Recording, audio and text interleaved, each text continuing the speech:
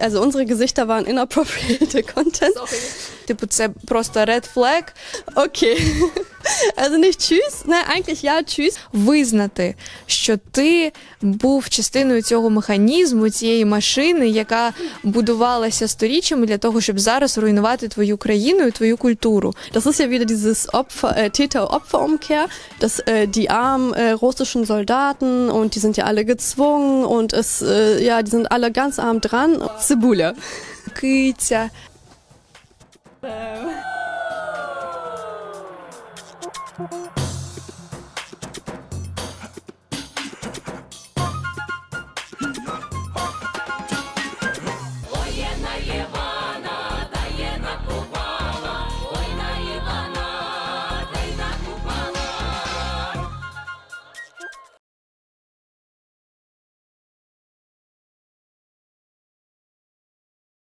Всем привет!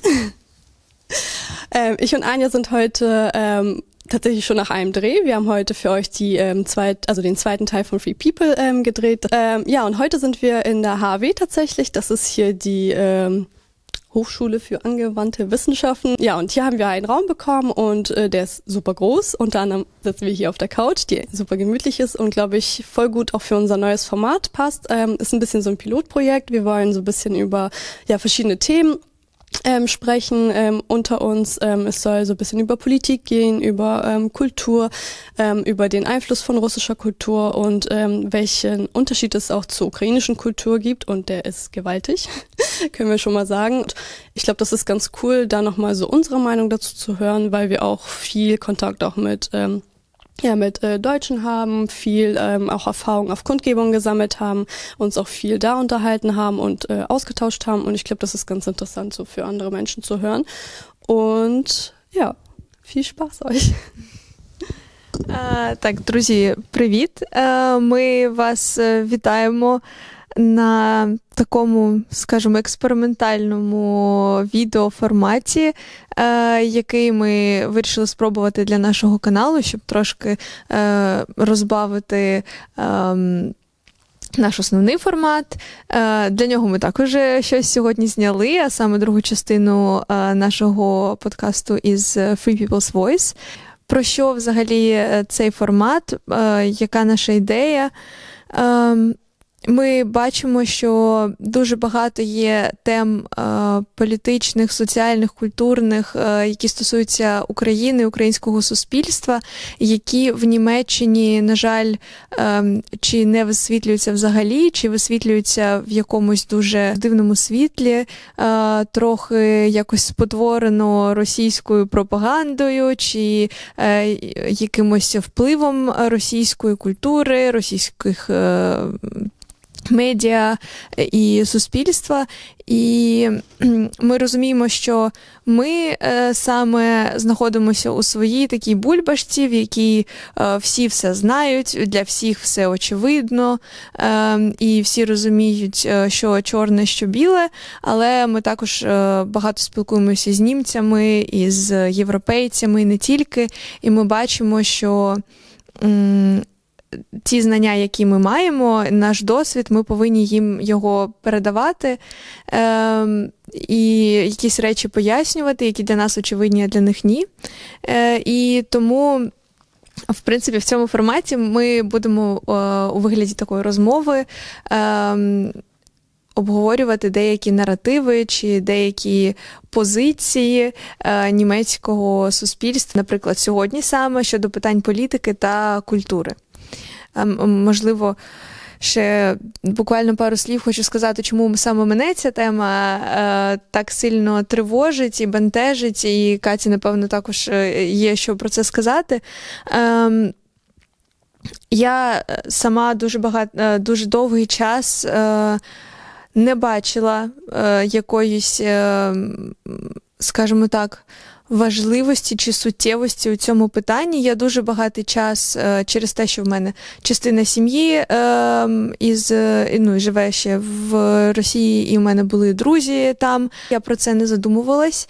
І тільки там останні 2-3 роки я починаю відкривати для себе те, наскільки пропаганда російської культури і російського суспільства насправді навіть у моїй голові вкоренилася, і наскільки це впливало на мене як на людину, на мій світогляд, на те, як я спілкувалася, які думки я несла. І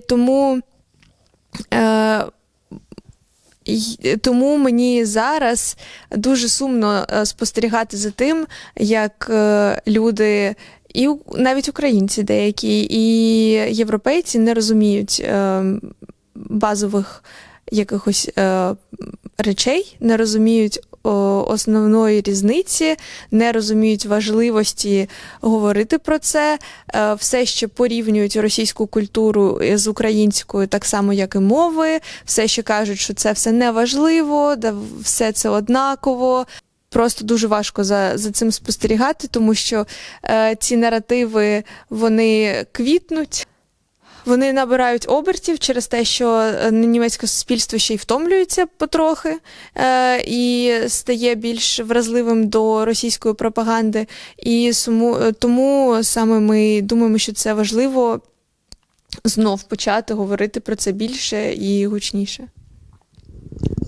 Ja, genau wie Anja schon gesagt hat, also ich weiß, es gibt so viele Beispiele, so aus meinem vorherigen Leben, nenne ich es mal, bevor die erweiterte Invasion auf die Ukraine anfing, wo ich auch so richtig, also wo ich einfach so eine Meinung hatte und dachte, dass es halt so richtig ist, aber in Wahrheit war das einfach super viel russische Propaganda, was aber so also einfach in deinem Kopf irgendwie drin ist, weil du damit aufgewachsen bist. Und halt meine Familie ist russischsprachig aufgewachsen und ich wurde auch so erzogen. Ich bin zwar in der Ukraine geboren, aber dann also hierher migriert. Und mit 7 Jahren habe ich dann halt auch nur Russisch gehört und russische Nachrichten gehört. Und wir wissen alle, wie russische Nachrichten sind. Deswegen hatte ich ja viele komische Meinungen und als ich mich aber dann mit den Themen auseinandergesetzt habe und auch Fakten gelesen habe und nicht irgendwelche Propaganda aus den Nachrichten, habe ich auch so wie Anja gerade meinte, also vieles so für mich entdeckt sozusagen. Also mein ganzer Blick hat sich sehr geändert. Ich habe verstanden, was es bedeutet, also unter Russifizierung zu sein. Ich habe verstanden, wie es ist, unter dieser Russifizierung zu leben. Und diese ganzen, wie nennt sich das, also so dieses Erbe so ein bisschen aus deinem Gedankengut wieder so rauszuschmeißen und zu verstehen, was es ja mit deinen Gedanken auch so gemacht hat und deinem Blick so auf die Welt. Und ich finde, das ist super wichtig und ich mache das, glaube ich, jetzt in allen Lebensbereichen. Allein schon so auf der Arbeit hatte ich eine Situation mit einer Kollegin, wir haben uns über Literatur unterhalten, ich habe sie neu kennengelernt und dann hatte sie mir ganz freudig erzählt, so ja, ich habe jetzt in der Uni einen Kurs belegt über russische Literatur und du liest ja so super gerne und da wollte ich dich mal fragen, hast du denn mal Tipps, weil ich habe jetzt ganz viel von Dostojewski mir rangeholt. Mein Professor hat da so eine Literaturliste mir bereitgestellt und ich war so erstmal, okay. Tschüss. Okay. Also nicht tschüss, eigentlich ja tschüss, weil ich keinen Bock habe, wieder über russische Literatur zu reden. Ist ja Weltliteratur und so weiter, aber in dem Moment habe ich so erstmal ein bisschen Ruhe bewahrt und halt erstmal gesagt, okay, cool, aber kennst du auch vielleicht ukrainische Klassiker? Weil ich komme aus der Ukraine, ich komme nicht aus Russland. So mich interessiert russische Literatur nicht, weil ich habe es zuhauf immer in meinem Leben gehört, ständig irgendwelche Gedichte von Puschkin oder was weiß ich, was ich in Kindheit auswendig lernen musste, Gott sei Dank nicht mehr in meinem Kopf habe. Aber wenn man sich dann vorstellt, was Puschkin für ein Typ war, ein Imperialist und der einfach dehumane, also nicht humane Gedichte und sowas geschrieben hat.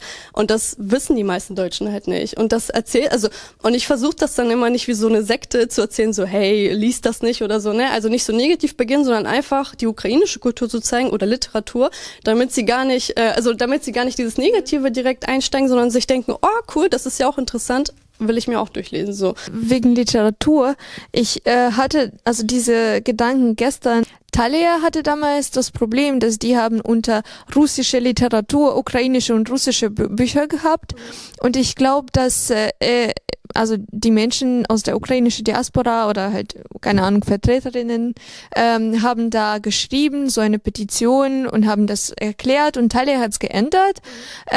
Und gestern war ich bei einem Buchladen am Rathausplatz und da sind auch so eine also richtig klar, ja, genau, das ist ein kleiner Regal und da steht ja auch so eine russische Literatur und da sind halt 2 russische Bücher und alle anderen sind ukrainisch. Und ich schaue, also ich gucke da einfach und ich denke, ja, da gibt's ganz viele Bücher von Jadin. Ja, zeig das ihm jetzt und sag das, ja, es ist eine russische Literatur. Und dann die Deutsche halt, die werden, also die keine Ahnung, nicht lateinische, kyrillische Buchstaben kennen, die werden das ja auch nicht unterscheiden. Also die schauen da, ja, wir sehen kyrillische Buchstaben, das, ja, russische Literatur, okay.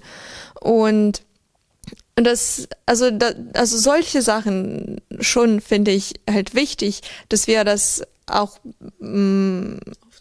aufzeigen, genau, oder so diese Kleinigkeiten, also es ist keine Kleinigkeiten eigentlich, aber für die Deutsche, das ist Kleinigkeiten, dass man halt Kiew zum Beispiel nach einer ukrainische Transliteration schreibt und nicht nach russische, also solche Sachen schon. Ja. Und gut, dass du gerade erwähnst mit Kiew. Ich finde das so witzig und so traurig von den deutschen Medien, weil sie schreiben zum Beispiel Kharkiv nach der ukrainischen Transliteration, Kiew aber wiederum nicht. Also so, da ist auch gar keine Kontinuität. Also ich verstehe auch gar nicht diese Logik dahinter.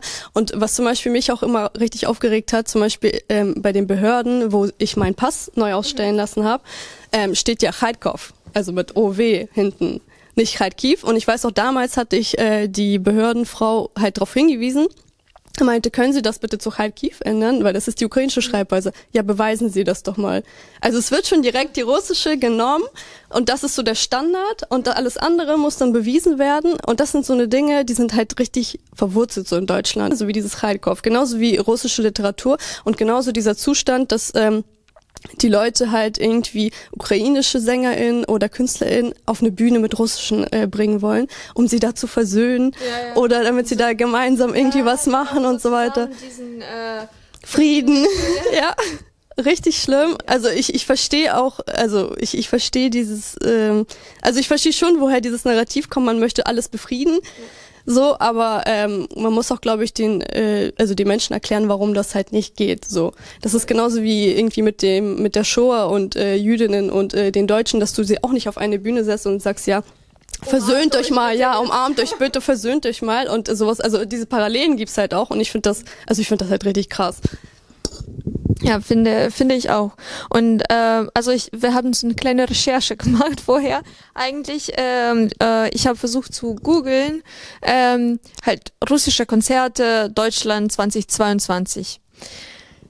Ich kann nicht sagen, wie viele war das. Es war richtig, richtig krass viele und da waren nur die Sängerinnen oder irgendwie Bands.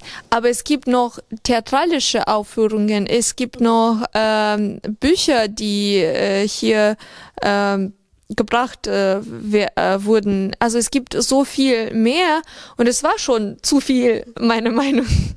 Genau, und deswegen, wir haben uns so ein paar halt so Gedanken aufgeschrieben, so ein paar Narrativen oder so, die wir von den Deutschen gehört haben, als wir zum Beispiel den Protest vom Elbphilharmonie gehabt haben, als eine russische Operasängerin da, ja genau, gesungen hat und vom Altonaer Theater, wo die diesen verbotenen Bericht aufgeführt haben und da haben wir ganz viele spannende Gedanken von Deutschen gehört, so von wegen, ja, Kultur und Politik, das muss man trennen, das können die sich auf jeden Fall leisten. Wir können das nicht, wir dürfen das nicht.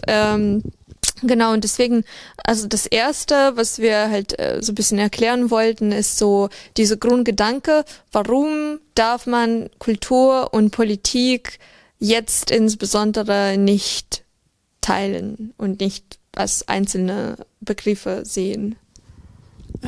Also das ist ein richtig wichtiger Punkt und warum man das nicht machen sollte, weil das ist ja super naiv und es stimmt ja auch nicht, dass ein Künstler oder ein Sänger oder ein Theatermensch also frei von seinem Umfeld irgendwas schreibt oder dichtet oder sonst was. Es ist immer von seiner Umgebung bestimmt. Also du findest keinen Dichter, der einfach so aus dem Nichts, also sich irgendwas ausdenkt. Es ist immer von der Sozialisation bestimmt, ob du jetzt religiös bist oder, keine Ahnung, irgendwo in bestimmten prekären Situationen aufgewachsen bist. Also es ist so viel, was da reinspielt, wie du später deine Stücke schreibst oder deine Lieder oder wie auch immer. Deswegen kannst du eigentlich nie, also ich finde nie eigentlich, also Kultur und Politik, es ist immer politisch, weil du wächst ja immer, egal in welcher Epoche du irgendeinen Schriftsteller nimmst, es ist immer eine bestimmte Epoche gewesen, die von etwas geprägt war und eben eben diese Prägung spiegelt sich auch meistens in den Werken wieder. So, ich weiß nicht, du warst glaube ich nicht in Deutschland im Deutschunterricht. Du hast glaube ich hier dein Abi nicht gemacht, ne? Du hast hier nur studiert, genau. Aber ich habe hier dieses ganze Programm im Deutschunterricht mitgemacht. Wir haben Gedichte analysiert und so weiter und es ist immer jeder Satz haben wir analysiert und gesagt, oh, das ist aus dieser Epoche, das ist aufgrund dieser politischen Einstellung und so weiter, ne? Und ich verstehe nicht, warum das die Menschen nicht sehen möchten. Also das ist doch offensichtlich eigentlich. Und eben genau diese Sachen, wie ich schon bei Puschkin erwähnt habe, dass er ein imperialistisches Gedankengut in seinen Gedichten halt wiedergespiegelt hat. Und die Leute feiern das halt weiter. So. Я 100% погоджуюся з цим, і, можливо, ми багато вже про це говорили, вже багато в нас думок з цього приводу було і в випусках з Free People, і там в інстаграмах своїх ми писали дуже багато про це. Я хотіла б ще, можливо, там 1-2 пункти такі конкретні сказати, чому ми не можемо розділяти поняття культури і політики. Якщо ви, наприклад, як людина із Німеччини чи з будь-якої європейської країни, приходите на концерт, який дають люди з Росії, чи це театр, чи це опера, чи це якийсь оркестр, чи концерт співаків, співачок, ви приходите, ви платите за це гроші, і своїми грошима ви платите за те, щоб вбивали українців. Ну, якщо ми так дуже стрибнемо. Якщо ми це трохи розіб'ємо на етапи, то ви платите гроші, з яких потім росіяни платять податки у своїй країні, а ми всі знаємо, на що йдуть податки. Підтримання військової техніки, це підтримка армії, і у кінцевому результаті всі ці гроші буквально йдуть на те, щоб продовжувати геноцид українського народу. Це перший такий момент. Другий момент заключається в тому, що коли ви ходите на концерти чи виступи якихось російськомовних чи, російськомовних людей, ви так чи інакше себе ставите під загрозу російської пропаганди. Вам ніхто не скаже на вході на концерт, що якщо ви зараз туди підете, то ви вийдете з цього концерту, вже маючи якісь в голові наративи російської пропаганди. Вас ніхто про це не попередить, і навіть якщо попередить, вони роблять все дуже філігранно. У мене є маленький такий приклад. Я була, на жаль, на одному концерті, це виступав оркестр, і диригентом на цьому оркестрі був російський диригент. Цей концерт був у філармонії, у Ельб-філармонії.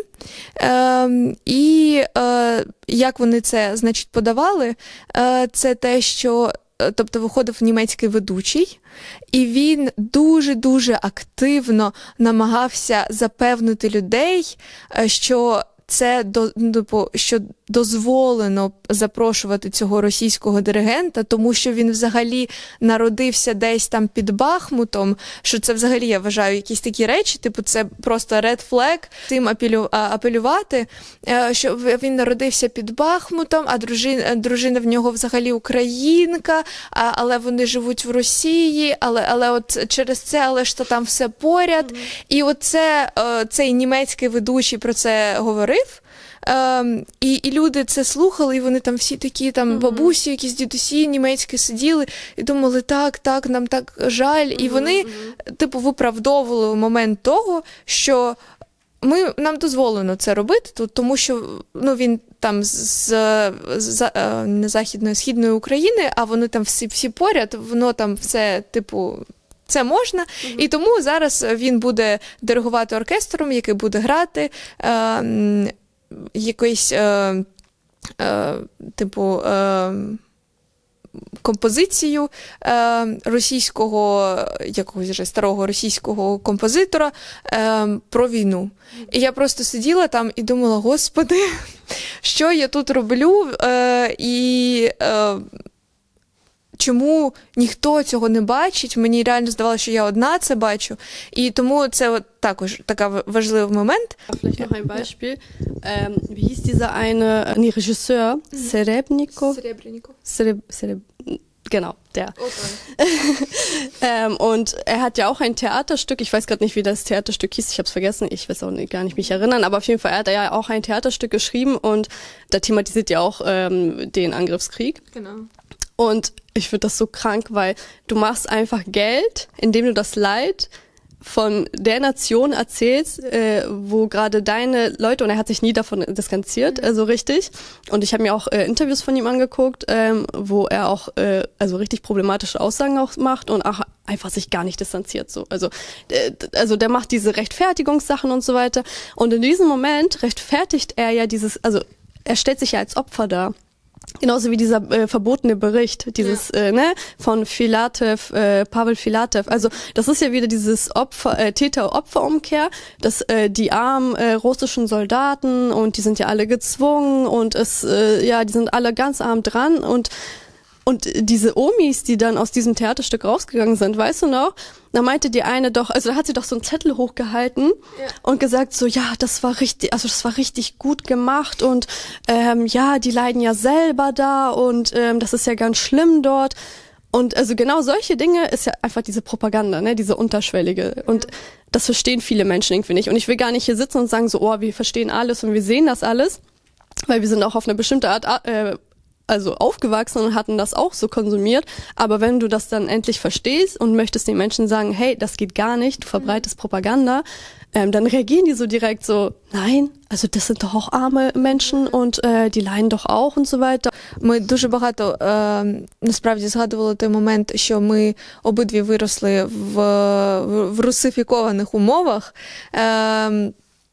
І я також дуже багато вже з цього приводу чула, і я впевнена, що Катя також, що люди вважають зараз і кажуть дуже часто, там, типу, всі перевзулися, да ви самі такі були, да ви тільки 2 роки тому, чи там рік тому усюди писали російською, слухали російське, дивилися російське і все таке. Питання у моменті обізнаності, у моменті того, що ти реально починаєш вивчати і розуміти своє коріння, свою історію, свою культуру. І це насправді не так легко, як усім здається, бо перший крок до цього всього – це визнати, що ти був частиною цього механізму, цієї машини, яка будувалася сторіччями для того, щоб зараз руйнувати твою країну і твою культуру. І вже цей момент того, що ти визнаєш, що ти був русифікованим, що ти також вважав, що це все неважливо, що це все вне політики і все таке. Це вже дуже важливий крок. Я вважаю, що коли люди цей крок роблять, і коли люди далі продовжують вивчати це і заглиблюватись у ці теми, це вже важливо. Поїхали. Так, поїхали. Я думаю, у нас тут насправді ми багато якихось думок позаписували, ми за кадром дуже багато ще обговорюємо, і потім якось наша потреба в тому, щоб це обговорити, вона задовільнена. Diese Problematik von Ukrainerinnen im Ausland, die halt immer noch viel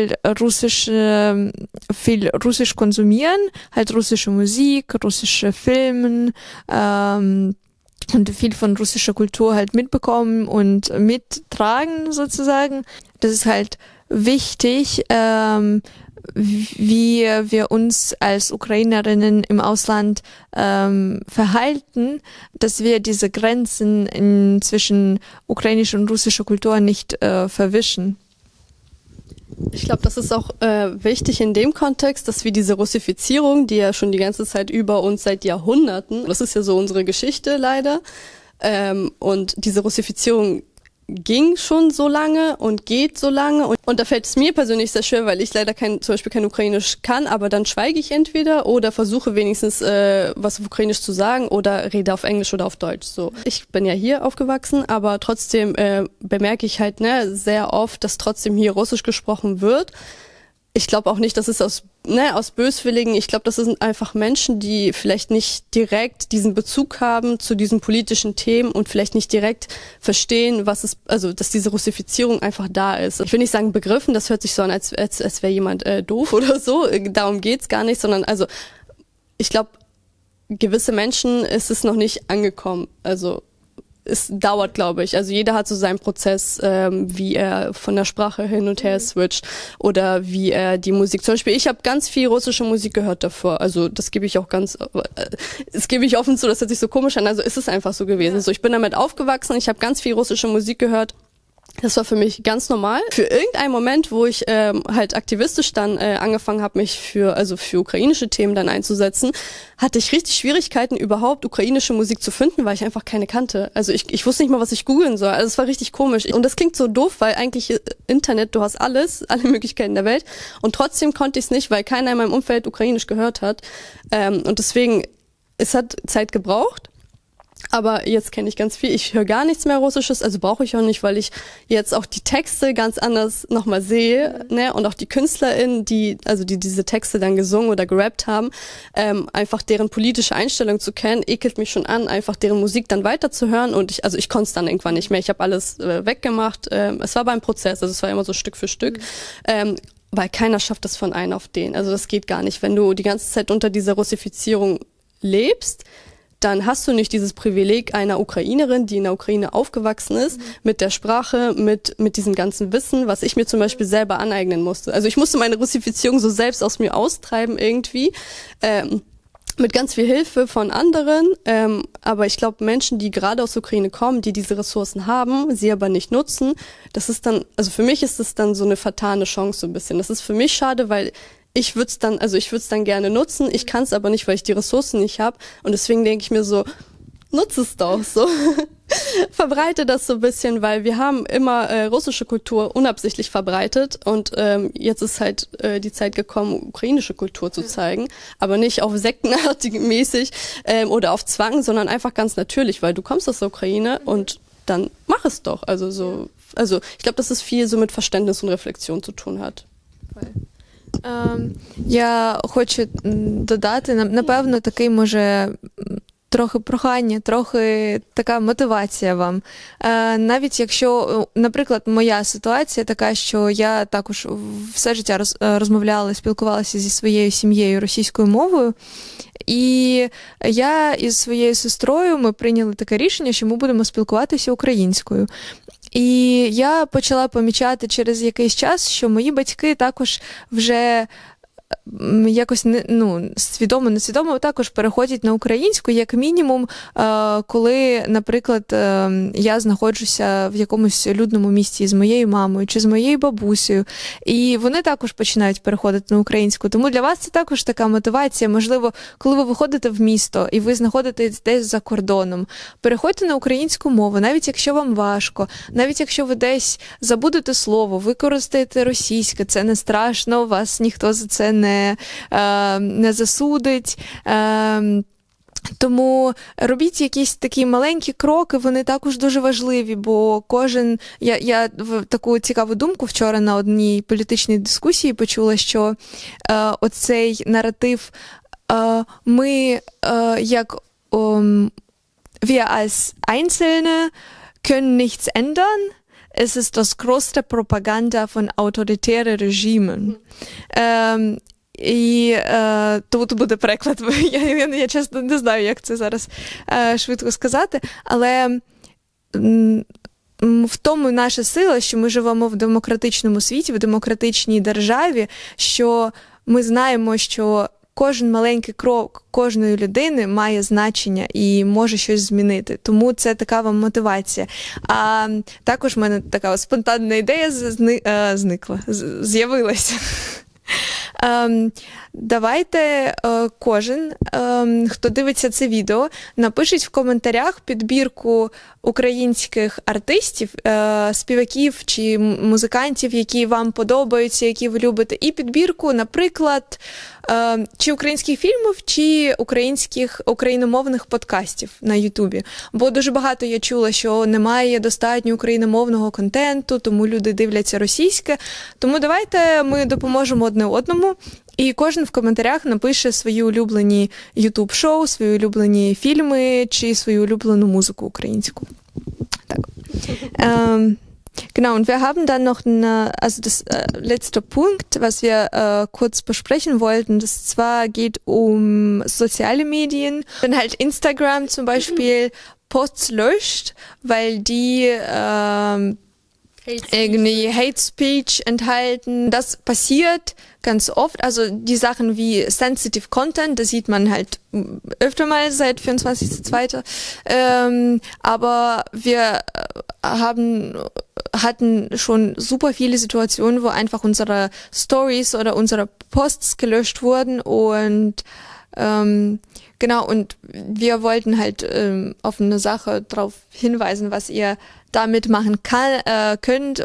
Ich glaube, jeder kennt das, jede Ukrainerin oder jeder Mensch, der sich irgendwie für Ukrainerinnen einsetzt und dann irgendwas postet auf Instagram zum Beispiel und dann wird es einfach irgendwie gelöscht. Und dann steht da auch immer Sensitive Content oder Hate Speech oder irgendwelche anderen, also ob es jetzt Bots sind, die euch gemeldet haben. Und bei mir war es zum Beispiel ein Botangriff von russischen Bots. Das war echt ekelhaft. Und auf jeden Fall hatte ich ein Bild zum 24.08., das ist unser Tag der Unabhängigkeit gewesen, hochgeladen. Also es waren random Fotos einfach von dieser Veranstaltung. Es waren einfach Fahnen, es waren Menschen, es waren wir beide, unsere Gesichter. Wir hatten halt so Tracht an und so weiter. Und dann wurde dieser Post, ich glaube 5 oder 6 Mal einfach von Instagram gelöscht. Mit der Begründung Hate Speech oder Verbreitung von irgendwelchen, ich weiß nicht, irgendwelche Inhalte. Also unsere Gesichter waren inappropriate Content. Sorry. Ja, genau. Und ich muss dazu sagen, in der Caption hatte ich damals geschrieben, Russia is a terrorist state. Ja. Dann habe ich das anders geschrieben, aber halt, ne, dass man trotzdem sieht, dass da steht Russia is a terrorist state. Dann 2. Mal gelöscht, 3. Mal gelöscht, 4. Mal, 5. Mal, 6. Mal. Und beim 6. Mal hatte ich dann diesen Widerspruch gemacht, aber nichts geschrieben. Also der Post wurde zwar, wieder hergestellt, aber ich hatte auch keine Caption mehr hingeschrieben. Also das heißt, es stand nichts mehr Politisches drin. So. Und ich glaube, was richtig helfen würde, ist das, was du letztens gemacht hast, nämlich da wirklich sich da an diesen Support zu wenden oder an diesen Widerspruch. Ich weiß nicht, also da, wo du deine Meinung eintragen kannst, warum dieser Post nicht gelöscht werden soll. Weil zum Beispiel, ich habe das nie gemacht. Also es wurde 5 Mal gelöscht. Ich habe einfach nur die ganze Zeit das weggeklickt, war wütend, habe einfach den Post nochmal gemacht. Und ich glaube, es bringt viel, wenn jeder einzelne von uns, wenn wir diese Situation haben, wirklich uns dann beschweren. Weil ich glaube, viele machen das nicht. In Instagram-Regeln ist es geschrieben, dass Hate Speech is allowed when it's for the purpose of awareness raising or for the purpose of education. Deswegen, ihr könnt immer halt das wenn dann ihr ins Gespräch mit Instagrams Team kommt, ihr könnt das immer begründen, warum ihr das geschrieben habt und das mit dieser Awareness Raising oder Education begründen, sodass ihr das jetzt weißt, dass ihr halt da nicht unmächtig seid, dass ihr halt Argumente habt. Und was mir gerade spontan eingefallen ist, es ist oft passiert, dass Stories von mir gelöscht wurden und auch vor einigen anderen auch, aber auch Posts. Und je öfter das passiert ist, mich hat Instagram sanktioniert, weil erstens Reichweite war dann niedriger und ich hatte zum Beispiel diese Co-Autoren-Funktion gar nicht mehr. Also die war einfach auf einmal weg und nach einer Zeit, wo ich mich mal beschwert habe, kam sie wieder. Und ich glaube, also erstens sanktioniert dich Instagram auf diesen 2 Ebenen. Und zweitens, was war zweitens? Oh, zweitens, jetzt habe ich zweitens vergessen. Vielleicht fällt es mir gleich wieder ein. Okay. So eine Art Blacklist. Ja, auch, so eine... Blacklist, danke schön. Sowas wie Blacklist, genau. Und zwar kann es passieren, das ist mir nämlich letztes Jahr im März passiert, dass mein Account komplett, ja, gelöscht wurde. So, der war deaktiviert oder nicht mehr da. Ich konnte nichts mehr posten, ich konnte nicht mehr rein. Es war, ja, alles weg. So, das war traurig, weil ich sehr viel, sehr viele Unterhaltungen mit Ukrainerinnen hatte, irgendwie Hilfe und so weiter. Das waren so super viele Infos drin. Und was mir aber dann geholfen hat, ist diese 2-Stufen-Authentifizierung. Also je mehr du deinen Account absicherst, desto weniger ist die Wahrscheinlichkeit, dass du wieder blockiert wirst oder auf irgendeine Blacklist kommst oder wie auch immer. Das ist, glaube ich, auch noch wichtig. Und das haben nicht viele. Also viele verlieren einfach ihre Accounts und tschüss. Ja. Genau, also ich glaube, ich habe nichts mehr dazu zu sagen, aber ja, danke dir auf jeden Fall für dieses Gespräch. Ich glaube, wir haben unser Ziel von 30 Minuten überschritten. Das war wahrscheinlich, was dein Uhr gesagt hat. Das Ziel ist erreicht. Also das fühlt sich gut an, dass wir darüber wieder sprechen. Ich hoffe, dass dieses Format halt gut ankommt und dass ihr das halt weiterbringt und dass ihr uns wahrscheinlich für die nächsten Episoden coole Themen vorschlägt. Ja, genau. Ich will dir auch auf jeden Fall Danke sagen. Danke euch. Schaltet ein und schreibt vielleicht noch euer liebstes ukrainisches Wort in die Kommentare. Ich überlege gerade, welches meins ist. Welches hast du? Hast du ein Lieblingswort? Ich habe mal in Instagram, das war irgendwie ein Tag ukrainischer Sprache oder so, und ich habe so eine Umfrage gemacht, dass die Menschen könnten mir schreiben, welche ukrainische Wörter die wirklich lieben, und ich habe da auch so 2 oder 3 Listen für mich gemacht. Mir jetzt fällt eigentlich... Ich habe, glaube ich, eins, Cebula.